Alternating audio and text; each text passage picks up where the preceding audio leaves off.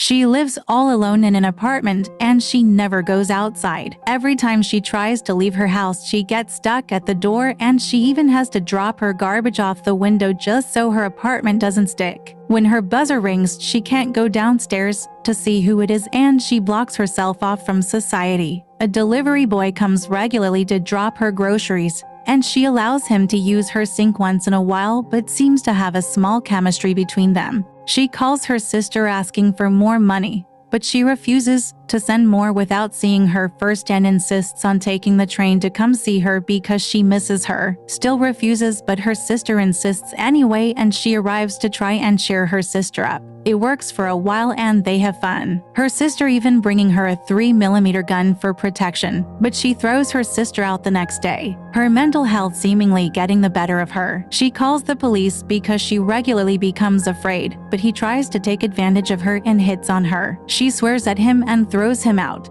One day she stares out her window and looks at her neighbors making love.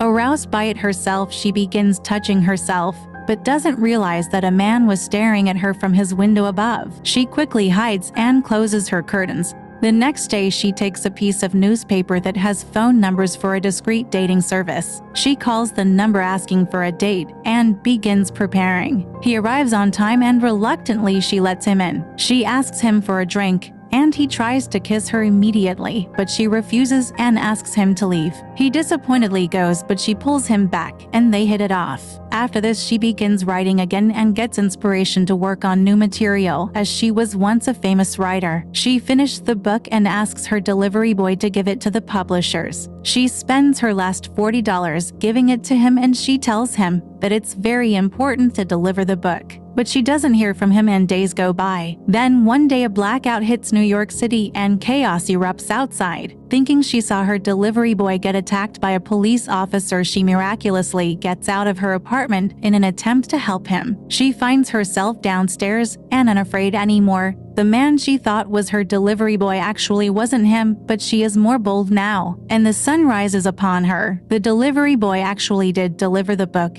and she becomes a bestseller again.